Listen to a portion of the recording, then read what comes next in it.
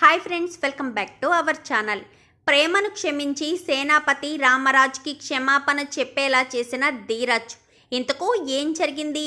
అసలు ప్రేమను క్షమించి సేనాపతి రామరాజుకి క్షమాపణ చెప్పేలా ధీరజ్ ఏం చేశాడు? సేనాపతికి నిజం చెప్పేశాడా? మరి దానికి ప్రేమ కూడా తోడయిందా?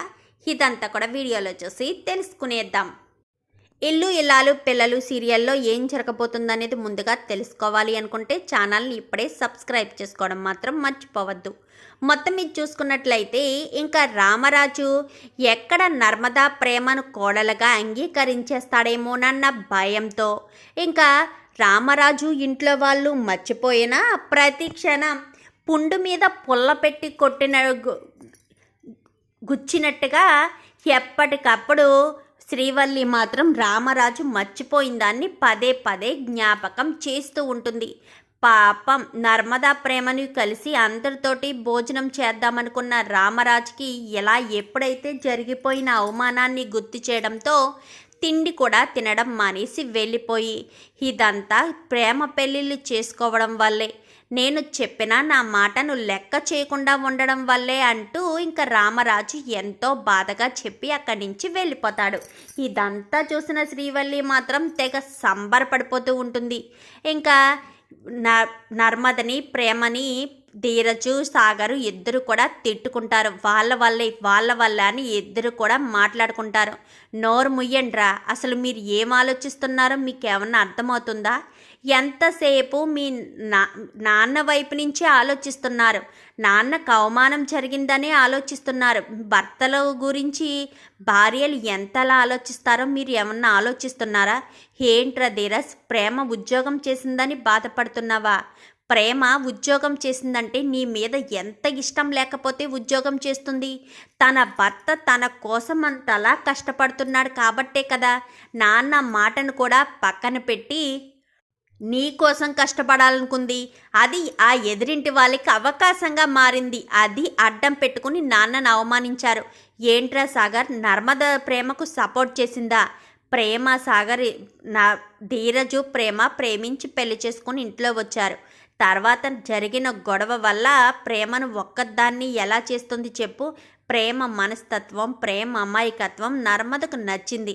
అందుకే నర్మద తన భర్తకు అంత సపోర్ట్ చేసిన వల్ల భర్తకు ఇంత ప్రేమ చూపించే భార్య దొరికినందుకు ప్రేమకు సపోర్ట్ చేసింది. నర్మద తప్పు చేయలేదు, ప్రేమ తప్పు చేయలేదు. ఎంతసేపు నాన్న తరపునే కాదు, మిమ్మల్ని నమ్మొచ్చిన మీ భార్యల తరపును కూడా మీరు ఆలోచించాలి. వాళ్ళు తప్పు చేయలేదు, అది అవకాశంగా తీసుకొని ఎదిరింటి వాళ్ళు గొడవ చేశారు అంతే. నాన్నకు క్షమాపణ చెప్పండి. నాన్న కొన్ని రోజులకి గాయం మారిపోతుంది. నేను వల్లికి కూడా గట్టిగా చెప్తాను ఆ విషయం పదే పదే నాన్నకు జ్ఞాపకం చెయ్యొద్దని.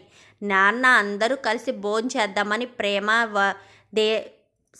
నర్మదలను తీసుకొస్తే వల్లియే కదా జ్ఞాపకం చేసింది. వల్లికే గట్టిగా చెప్తానని చెప్పి ఇంకా మీరు ఆ విషయాన్ని మర్చిపోండి అని చెప్పి లోపలికి వెళ్ళిపోతాడు సాగర్.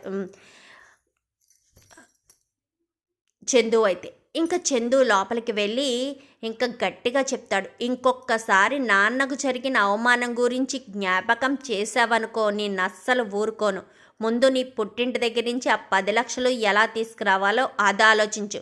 పదే పదే మా నాన్న మర్చిపోయిన అదే విషయాన్ని జ్ఞాపకం చేసి కుటుంబంలో గొడవలు రేపాలని చూస్తే మాత్రం అస్సలు ఊరుకోను వల్లి.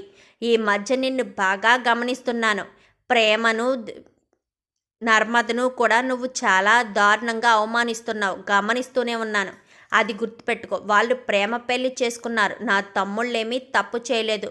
అర్థం చేసుకుని అందరితో పాటు కలిసిపో. ముందు 10 లక్షల విషయం తేల్చు, అర్థమవుతుందా? ఆ విషయం మా నాన్నకు తెలిస్తే అప్పుడు నీ పరిస్థితి ఏమవుతుందో అది గుర్తుపెట్టుకో అని చందు అయితే వాళ్ళకి గట్టిగా వార్నింగ్ ఇస్తాడు.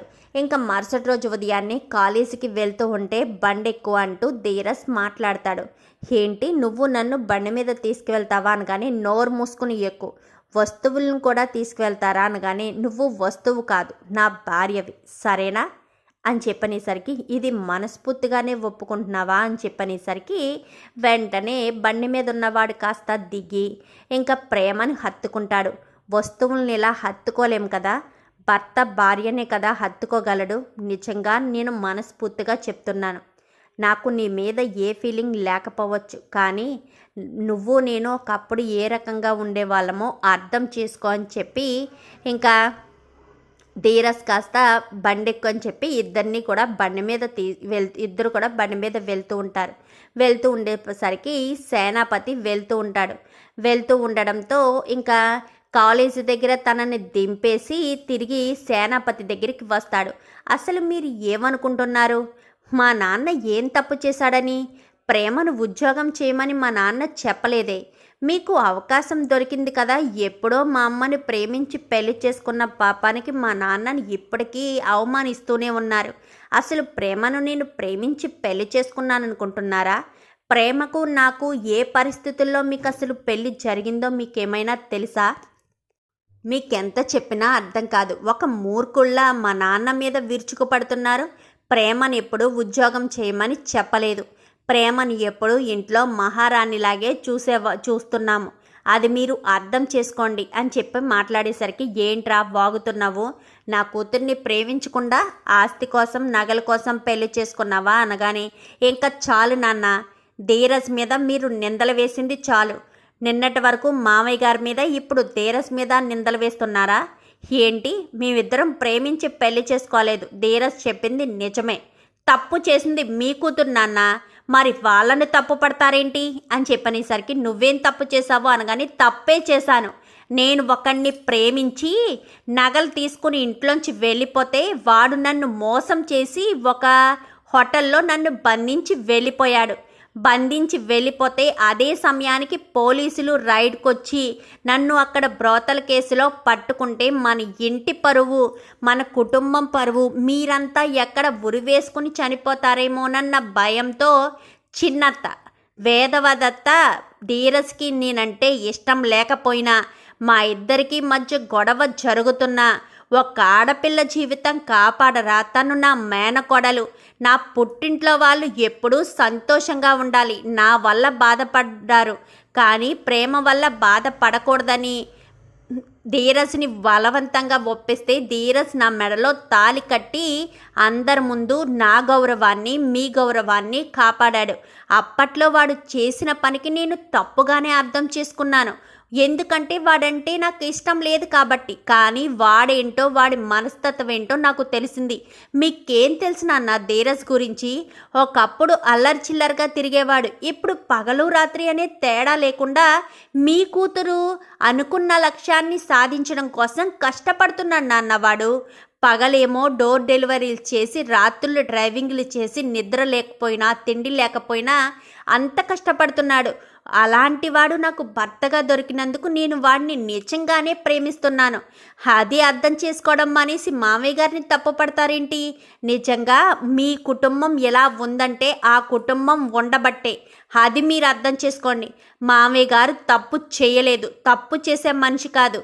మీకేమన్నా కొంచెం కాకపోతే కొంచెమైనా జ్ఞానం తెలిస్తే మామయ్య గారిని క్షమాపణ అడగండి. అంతేగాని మమ్మల్ని తప్పు పట్టడం కాదు. ఎంత పెద్ద తప్పు చేశారో ఆలోచించుకోండి నాన్న అంటూ ధీరజ్ అంటూ ధీరజ్ని తీసుకుని వెళ్ళిపోతుంది.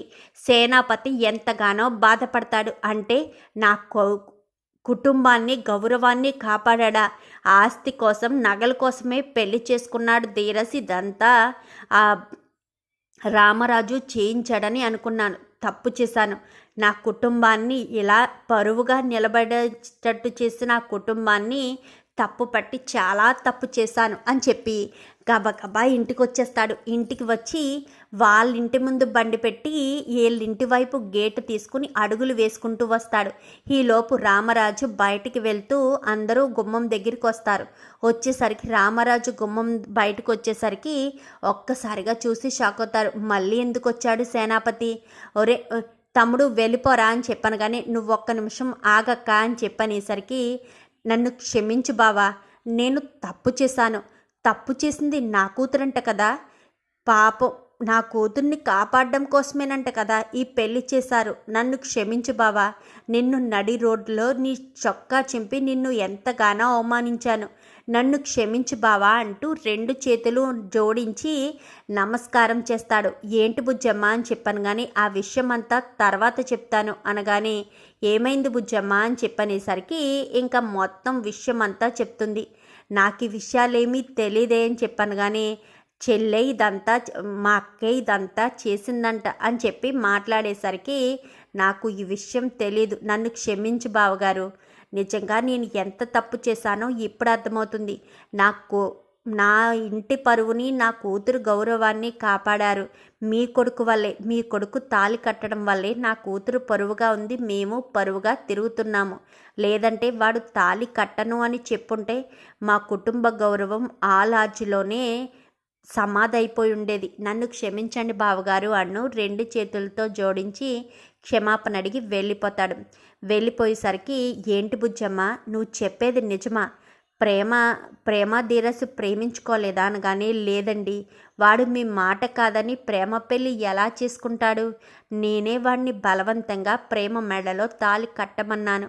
ఒక ఆడపిల్ల జీవితం నలుగురిలో నవ్వుల పాలు కాకుండా ఉండడం కోసమని చెప్పనేసరికి ఇన్ని రోజులు ధీరస్ని నేను తప్పు పట్టాను కదా. ధీరస్ ప్రేమ పెళ్ళి చేసుకున్నాడని ఎంతగానో హేళన చేశాను, బాధ పెట్టాను, వాడిని ఎంతగానో అవమానించాను. వాడి తిండి వాడే తీసుకోమన్నాను. పాపం వాడు ప్రేమించి పెళ్లి చేసుకున్నాడనే వాడికి ఇంత శిక్ష విధించాను.